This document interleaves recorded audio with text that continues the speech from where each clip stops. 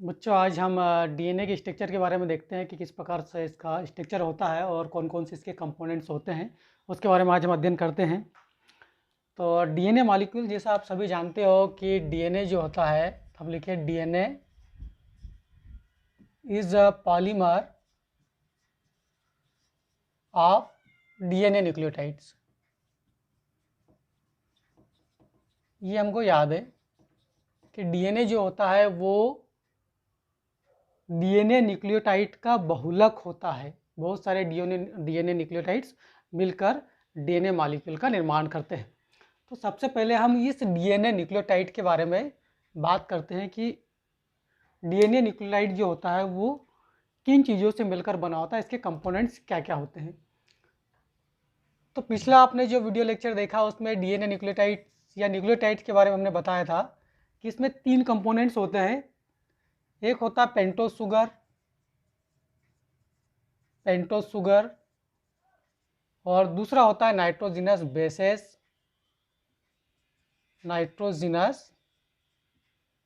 Bases होती है या बेस। और थर्ड जो कंपोनेंट होता है वो फास्फोरिक एसिड होता है, फास्फोरिक एसिड।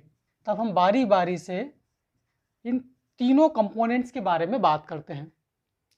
ठीक है, तो सबसे पहले हम लेते हैं पेंटोस शुगर के बारे में। पेंटोस नाम से पता चल रहा है, पेंटोस मतलब 5, तो ये 5 कार्बन शुगर होना चाहिए। ठीक है, ये कैसी होगी? 5 कार्बन शुगर होगी। इसमें 5 कार्बन पाए जाते हैं। हम इसका स्ट्रक्चर ड्रा करते हैं। तो इसमें ऑक्सीजन के साथ में इस प्रकार से एक पेंटागोनल रिंग होती है, जिसमें हम नंबरिंग करें पहले तो ये होता है 1 2,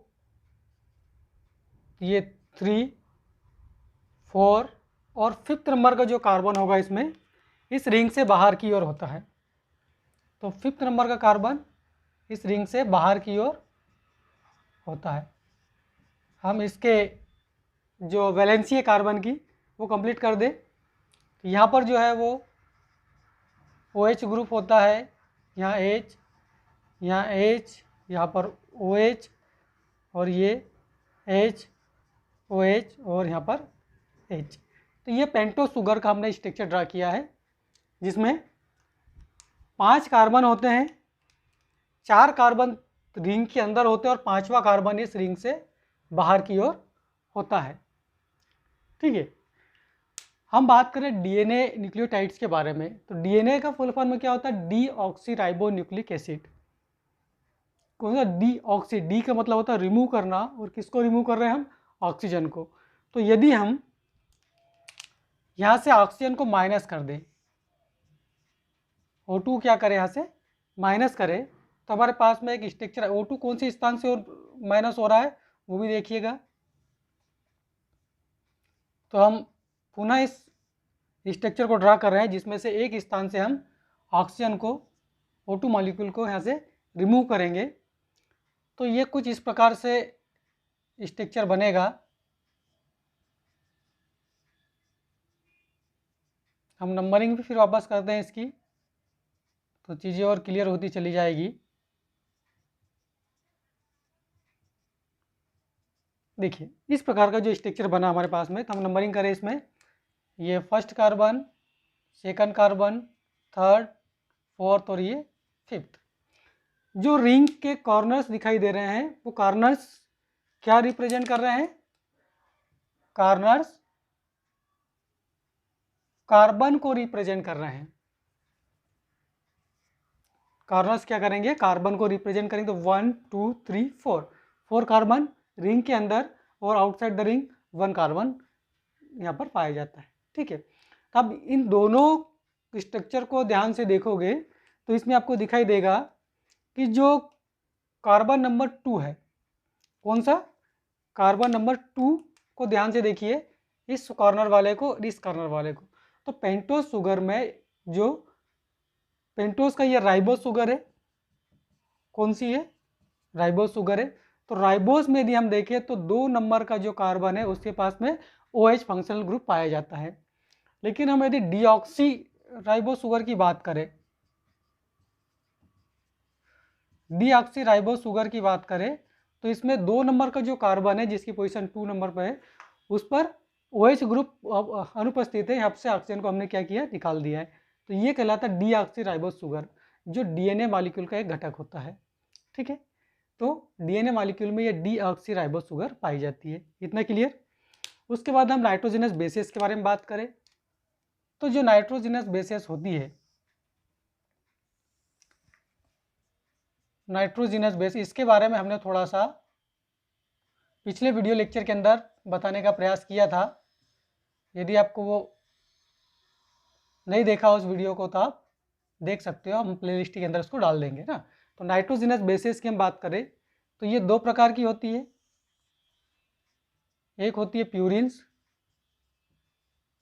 और दूसरी होती है पायरिमिडिन। प्यूरिन्स और पायरिमिडिन्स। जो प्यूरिन्स होते हैं वो कैसी होती है, डाईसाइक्लिक होती है, मतलब 2 रिंग की से मिलकर बनी होती है। और जो पायरिमिडिन्स होते हैं वो कैसे होते हैं, मोनोसाइक्लिक होते हैं। पायरिमिडिन्स मोनोसाइक्लिक्स होते हैं। और प्यूरिन्स के अंदर एडेनिन और ग्वानिन,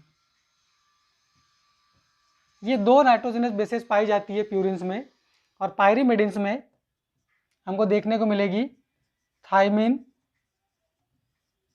सेकंड पे साइटोसिन, और थर्ड वाली जो है वो है यूरेसिल। तो डीएनए मॉलिक्यूल हो या आरएनए मॉलिक्यूल हो, इन दोनों में 2 प्यूरिन बेसेस पाई जाएंगी और 2 पायरिमिडिन बेसेस पाई जाएंगी।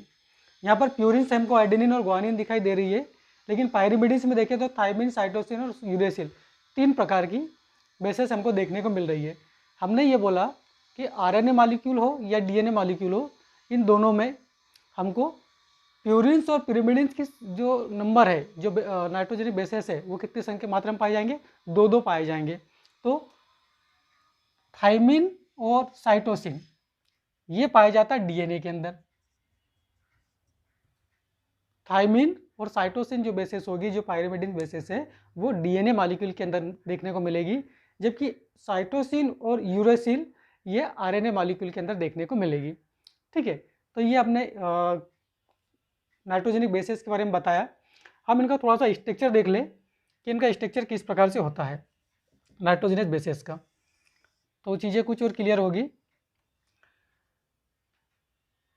तो प्यूरिन्स की बात करें हम, तो प्यूरिन्स जो बताया हमने कि कैसा होता है, डाईसाइक्लिक होता है। तो हम यहाँ पर इसका एक स्ट्रक्चर, बेसिक स्ट्रक्चर ड्रा कर रहे हैं। वो कुछ इस प्रकार से इसका स्ट्रक्चर होता है।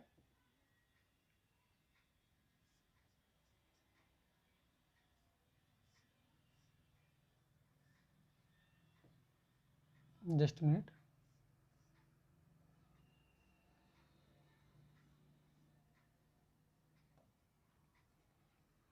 इसके साथ में एक नाइट्रोजन यहाँ पर, एक नाइट्रोजन यहाँ, और इस प्रकार से इसका स्ट्रक्चर बनेगा। हम इसका वैलेंसी पूर्ण करें इस प्रकार से,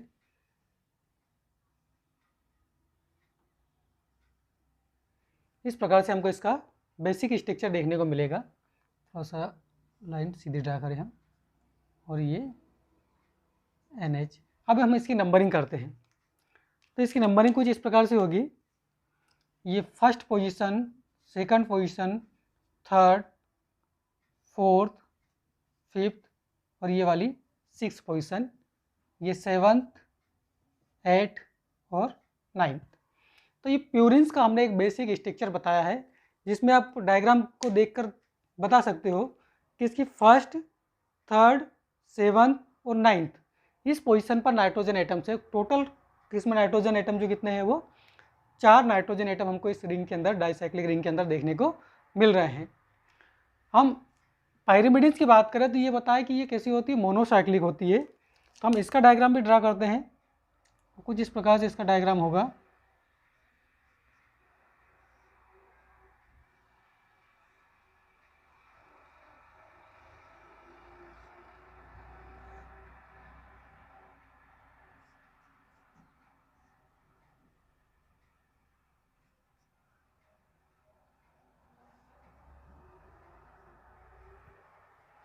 हम इसकी भी वैलेंसी बराबर करें।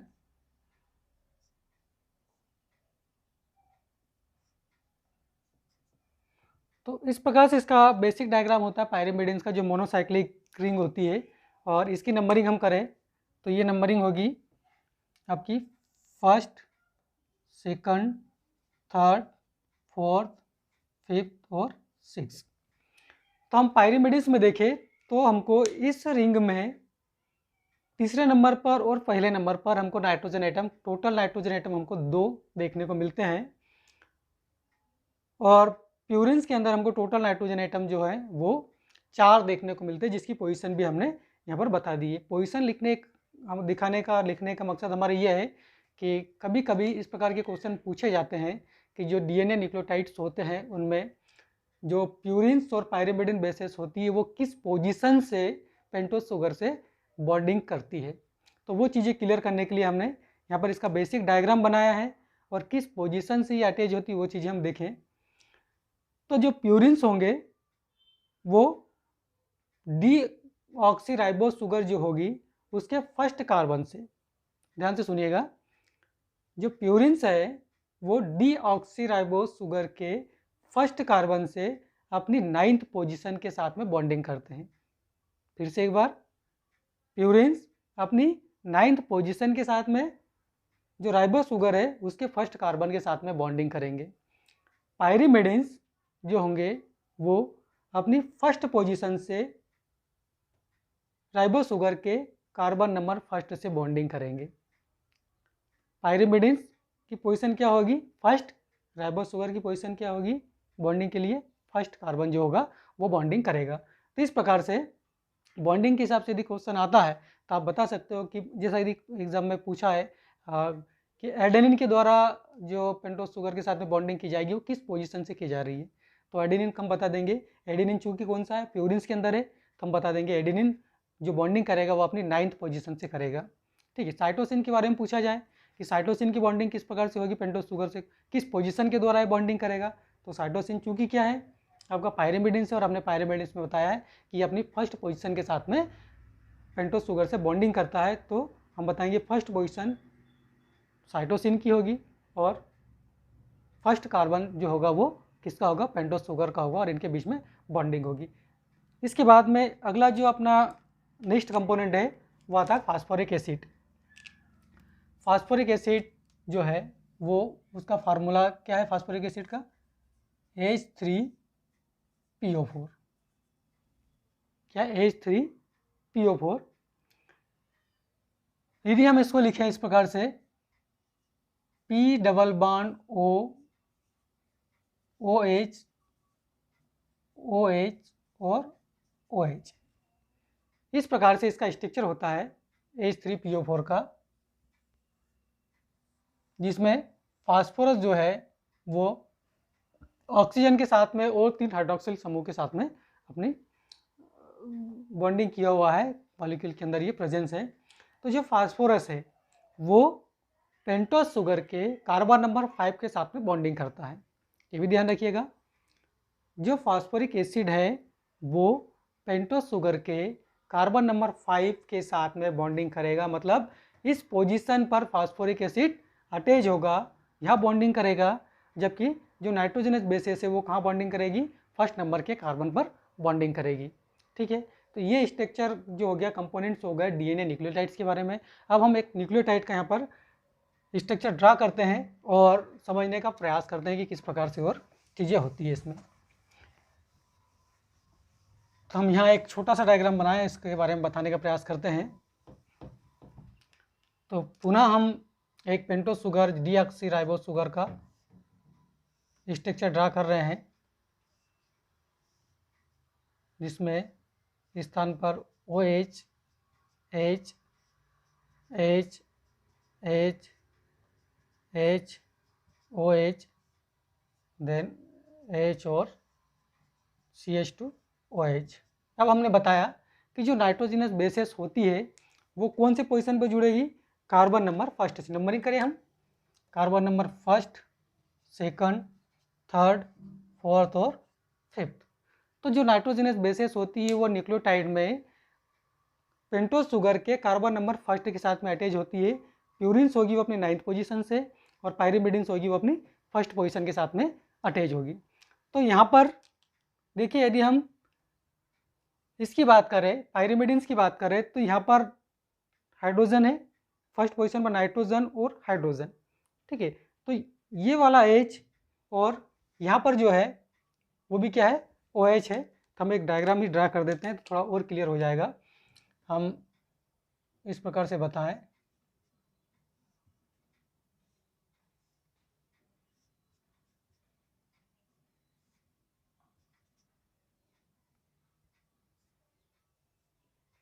ये हमने एक पायरिमिडिन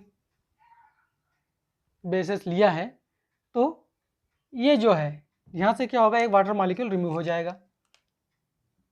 क्या होगा, इस कार्बन का OH ग्रुप और यहाँ से हाइड्रोजन, ये क्या करेंगे, एक वाटर मॉलिक्यूल यहाँ से रिलीज हो जाएगा और इनके बीच में एक बॉन्ड का फॉर्मेशन हो जाएगा। मतलब यहाँ पर क्या होगा, -H2O हो जाएगा और एक बॉन्ड का फॉर्मेशन हो जाएगा। डायरेक्ट नाइट्रोजन क्या होगा, कार्बन नंबर फर्स्ट के साथ में अटैच हो जाएगी, ठीक है। इस प्रकार की जो बॉन्ड बनता है उसको बोला जाता है ग्लाइकोसाइडिक बॉन्ड। क्या बोला जाता है इसको, ग्लाइकोसाइडिक बॉन्ड बोला जाता है, ग्लाइकोसाइडिक बॉन्ड, जो पेंटोज शुगर के फर्स्ट कार्बन और नाइट्रोजनस बेसिस के साथ में यहाँ पर बॉन्डिंग होती है, वहाँ पर क्या बनता है आपका, ग्लाइकोसाइडिक बॉन्ड बनता है, ठीक है। अब हम फास्फोरस की बात करें, फास्फोरिक एसिड की बात करें, तो फास्फोरिक एसिड का हम पुनः स्ट्रक्चर ड्रॉ करें तो इस प्रकार से इसका स्ट्रक्चर होगा। तो यहाँ भी हम ध्यान से देखें तो H2 मॉलिक्यूल यहाँ से रिमूव हो जाएगा, यहाँ से क्या होगा, H2 मॉलिक्यूल, एक पानी का जो अणु है वो रिमूव हो जाएगा। तो हम इसको हटा दें तो क्या होगा, फास्फोरस ऑक्सीजन के थ्रू क्या करेगा, कार्बन नंबर 5 के साथ में बॉन्डिंग कर लेगा, ठीक है। फास्फोरस ऑक्सीजन के साथ में कार्बन नंबर 5 के साथ में बॉन्डिंग यहाँ पर करेगा।